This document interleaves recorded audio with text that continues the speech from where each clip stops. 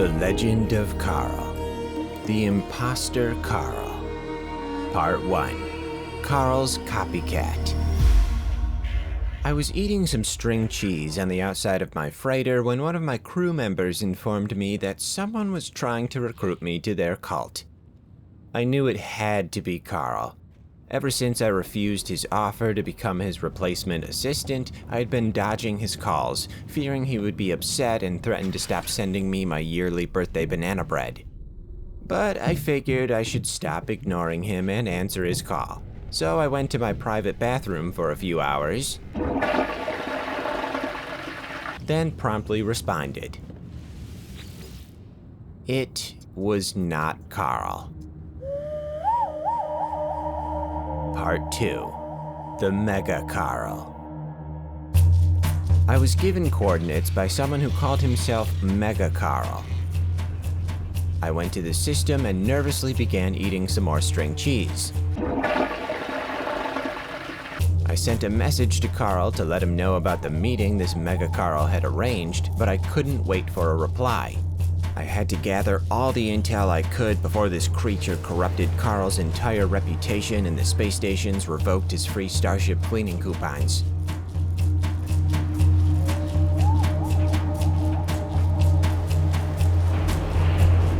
Down on the surface, I approached the animal that definitely lived up to his name. Sup? Uh-huh. Whoa, let's calm down now. Easy, chunkers. Let's keep things civil. There's no need for that kind of language. I'm just mirroring your energy. That's completely out of line, sir. I bet you're terrible at coloring books. No, I'm not going to join your cult. Even if you're offering free back massages. I don't know why you have to keep yelling. The meeting was a disaster.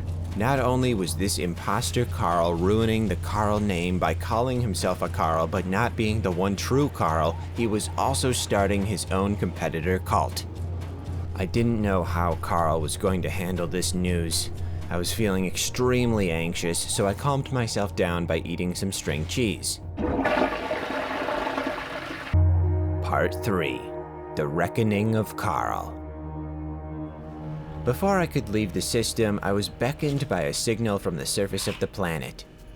I was getting a little queasy from going back and forth between my freighter and Starship, so I settled my stomach with some string cheese. Returning through the atmosphere, I saw a familiar vessel.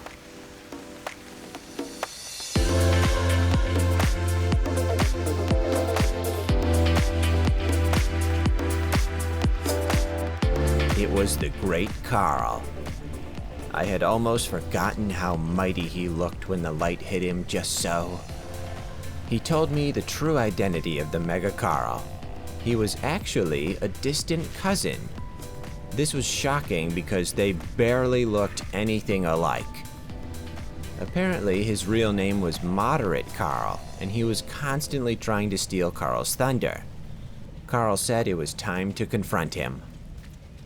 We met Mega Moderate Carl at his slightly underwhelming headquarters. We yelled at each other for 13 minutes before Carl started to lose his voice.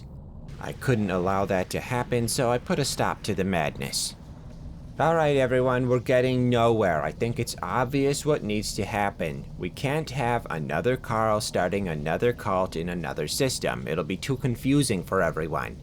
One person will say, hey, you want to go to the pumpkin pie festival at Carl's cult? And the other will say, which one? It's not acceptable. But maybe there's another solution.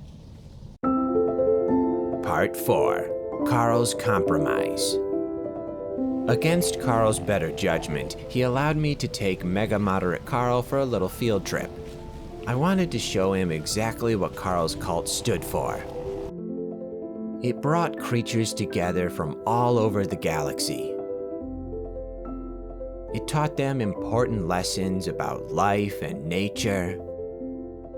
It stood for something bigger than themselves. The cult was not an exercise in ego, it was a communal bonding opportunity. Also, we made incredible baked goods. So, with a little convincing, I got Carl to agree to offer Mega Moderate Carl the chance to lead his own branch of the Carl cult on his home world. He would report directly to Carl, and he would have full say in the interior design. That part was non-negotiable, unfortunately. Mega Moderate Carl was exhilarated to accept. And Carl, once again, asked an important question.